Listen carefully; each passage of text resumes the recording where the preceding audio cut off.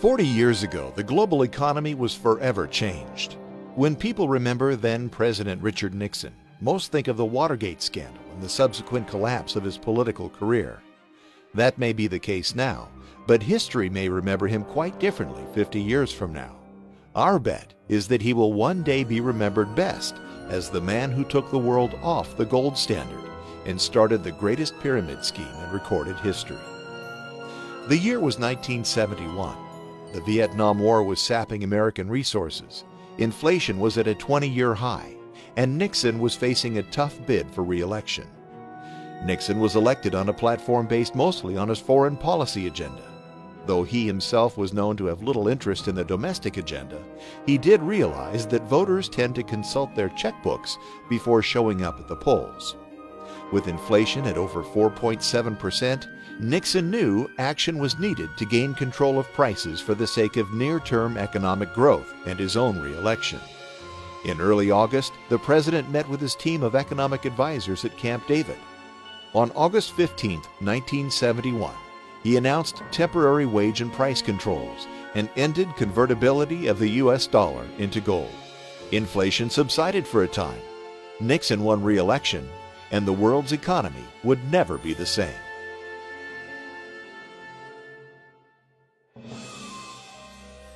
To understand the consequences of Nixon's decision, we have to look back, way back. The gold standard, as we understand it today, was the dominant fiscal force for the vast majority of recorded history.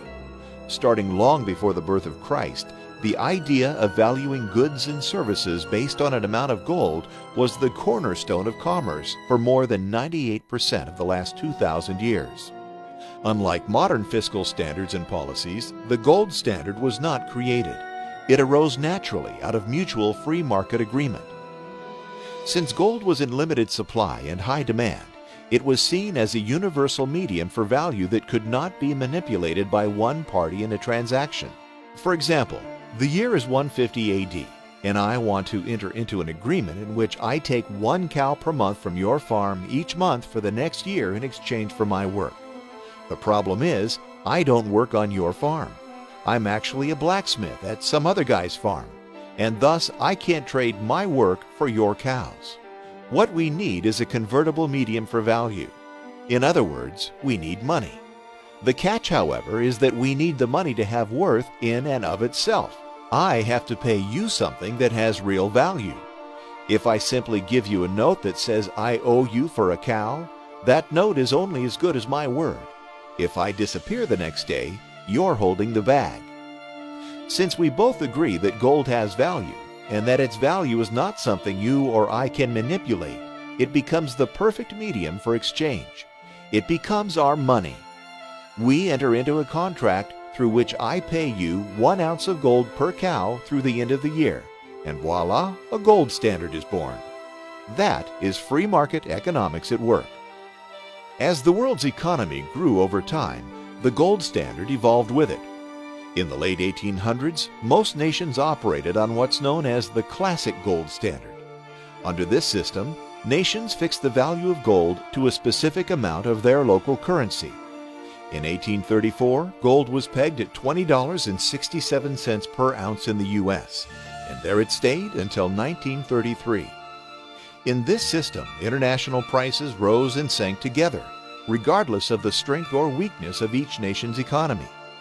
This is a crucial flaw in the gold standard from the standpoint of short-sighted governments, and a great benefit from the standpoint of long-term stability. We'll come back to that later.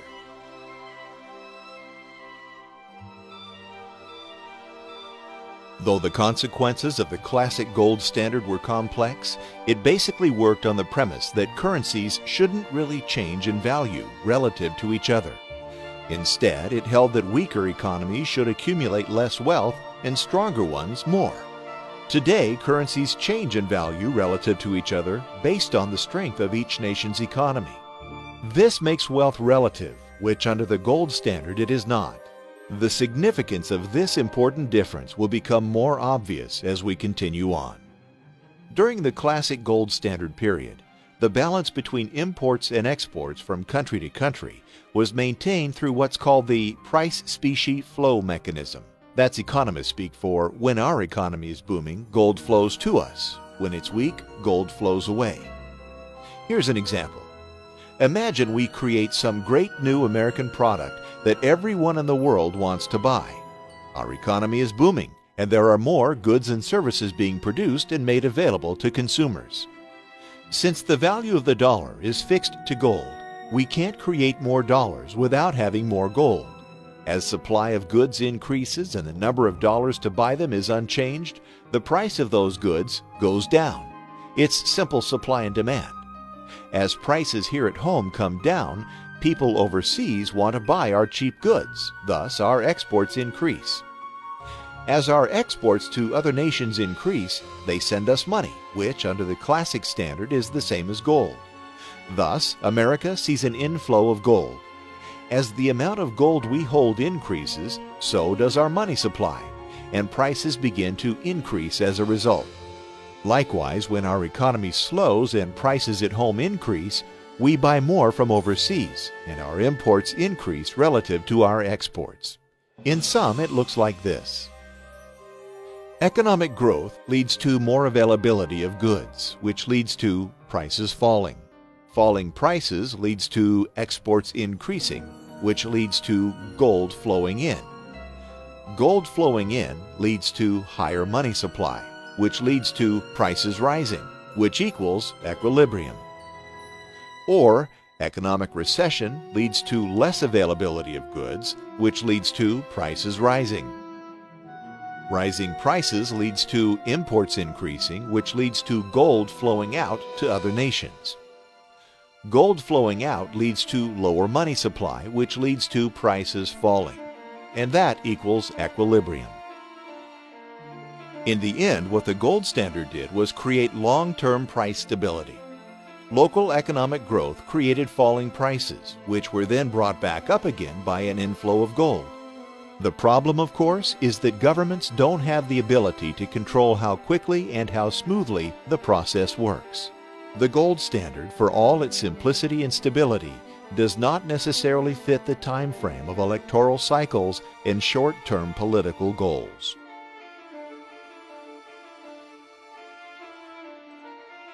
Before the shot heard round the world that started the Great War, the global economy saw a long period of growth and prosperity. That all changed quite quickly as World War I began to drain economic resources throughout the developed world. Nations faced with rising expenditures and a lack of tax revenue suspended their currency's convertibility to gold. Many saw extremely high inflation during war years and went back on the gold standard in 1925, attempting to curb rising prices. The problem for European governments was that the gold flow mechanism didn't work fast enough to reach price equilibrium before the onslaught of the Great Depression. As the global economy faltered in the early 1930s, governments around the world began to realize that they wanted to increase the money supply in order to drive down interest rates and spur economic growth.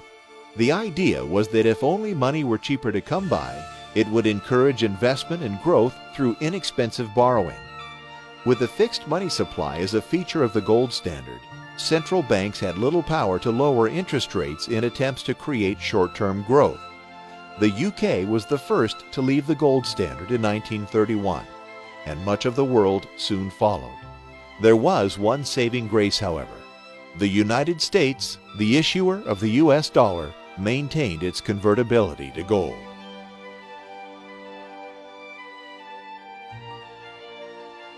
After the Second World War, nations around the world were again destitute, with inflation raging and little infrastructure to produce growth. One exception was the U.S., which, relatively speaking, was left enriched by the munitions trade during the first part of the war. As England dumped the majority of their gold into the pockets of U.S. arms producers, the massive imbalances created were too great for the gold standard to correct quickly enough. Thus, the Bretton Woods Agreement was born. Under the new agreement, a new international currency system was created in which foreign currencies were convertible into dollars, which were then convertible into gold. This enabled nations to create flexible fiscal policy and manipulate interest rates to spur growth, while the US dollar anchored the system with its gold convertibility. As time passed, the US dollar became the world's reserve currency. This happened partially because of the strength of the US economy and partially because of the dollar's convertibility to gold. Foreign governments began to buy and hold US dollars instead of gold as a main storage for wealth. At the time, it didn't matter because the dollar was, quite literally, as good as gold. The rest of the world prospered because central banks could artificially stimulate local economies and fan the fires of economic growth. The U.S. prospered because, as the issuer of the world's reserve currency, we could borrow money at almost no cost from the rest of the world. As everyone wanted to hold our dollars in treasury debt, it was as if the world had handed Uncle Sam a credit card with no borrowing limit and basically no interest rate. In the end, money, which used to be in limited supply, was now virtually free for the entire world. The linchpin that held it all together was the simple fact that everyone knew the US dollar could be traded in for a fixed amount of gold at any time. Then came the Vietnam War and our old friend, Dick Nixon.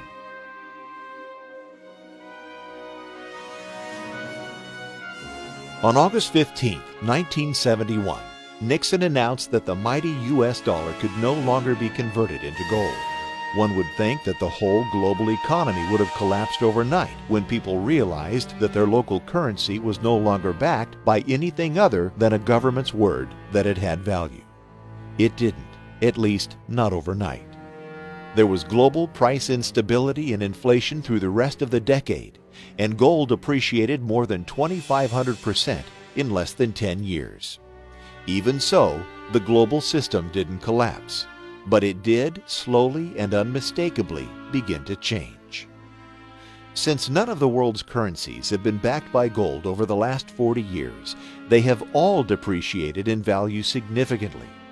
The last 4 decades have, by all accounts, been the most intensely inflationary period in recorded history. Even the dollar, which has fared better than most, has lost over 80% of its value since 1971. The catch, however, is that governments have been able to artificially create economic growth such that it has, for the most part, kept up with inflationary pressures. In other words, when economies falter, governments are free to print money to prop them back up. At first glance, one might say, so where's the problem?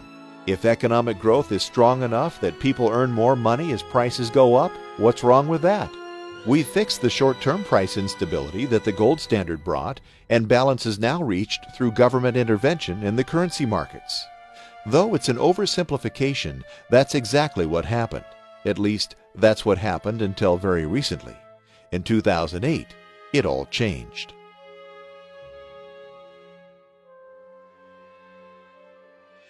The problem with the new system of inflation and artificial growth is that it discourages saving and encourages borrowing. Think about it. If you know your dollars are going to be worth less tomorrow than they are today, why save them? Buy what you want because you know you'll be able to buy less tomorrow with the same dollars. Better yet, why not borrow money now to buy even more? If your dollars are going down in value, your wages increasing, and prices are on the rise, it makes sense to borrow money today. When you borrow, you'll buy goods at today's low price. When the price increases, the dollars you borrowed will be worth less, and it will take you less work to pay them back, right? Doesn't that sound like what happened with the mortgage industry here in the U.S.? The only problem with this system is that it makes it nearly impossible to save money. Now, instead, you have to invest and earn returns to keep up with the falling value of money. Remember our parents' parents. Was wise investing a virtue for them?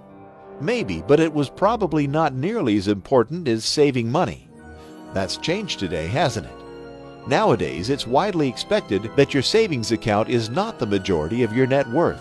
We all buy stocks, real estate, and other assets that produce returns. We have to do this, or inflation will slowly erode the value of our savings. Say goodbye to cash under the mattress and hello to 401ks, investment banks, and big money on Wall Street. Throughout the 80s and 90s and most of the last decade, this system brought unprecedented prosperity to most of the world. The problem, of course, is that it's nothing more than a pyramid scheme. For 40 years, money has been virtually free both here and abroad. This has encouraged borrowing on all levels. Citizens have borrowed from companies to buy goods. Companies have borrowed from banks to loan money. Banks have borrowed from citizens and governments to finance the whole mess, and governments have borrowed from anywhere they possibly can. The whole thing works because of the world's confidence in the U.S. economy and our government's ability to make good on our debts and prop up the world's reserve currency. In a sense, we have borrowed from other countries, allowing them to create cheap money and continue the borrowing bonanza. That's all fine and dandy until someone stops believing in the system, or rather, stops believing in the dollar.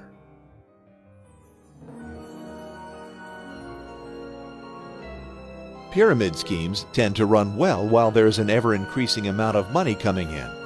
New money flowing in pays the bills to the old lenders, and everything moves along quite nicely. That is, until the money stops flowing in. Then it all falls apart. Let's go back to our deal concerning the cows from your farm. I want to buy them, but instead of giving you gold, I'm going to give you an IOU. The note would state that instead of giving you 1 ounce of gold for each cow, I would give you 3 ounces. The catch is that I need to take your cow in advance and go sell it to another guy for 4 ounces of gold so I can give you the 3 I owe you. Then you ask, how are you going to find someone to buy this silly old cow for 4 ounces of gold? I reply, it's simple. I'm going to tell him to loan me one of his cows, which I will then offer to someone else for 5 ounces of gold, using the same method to get the third farmer to agree. If you had any sense, you'd tell me to take my gimmicks elsewhere. As soon as one farmer doesn't agree to the deal, the whole plan falls apart. In a sense, that's exactly what happened when the real estate bubble burst in the U.S. 3 years ago. The whole world relies on the dollar as the storage place for wealth. The system worked because the U.S. economy has been so large and so strong that it represented stability in and of itself. The U.S. economy, in a sense, fulfilled the role that gold has played for thousands of years. People could buy dollars and save them, knowing that they would never be worthless because the U.S. economy was so strong. The problem was that the U.S. economy has become an economy of debt. With interest rates low, money available, and the government propping up economic growth, consumerism in the U.S. grew at a staggering pace. Soon, everyone bought a home. Home values went up indefinitely, loans were easy to get, and real estate became the great American investment. The problem was, one day, one farmer decided not to buy the cow, and the entire system collapsed. Investors stopped buying mortgage-backed securities. The money stopped flowing and the pyramid came down.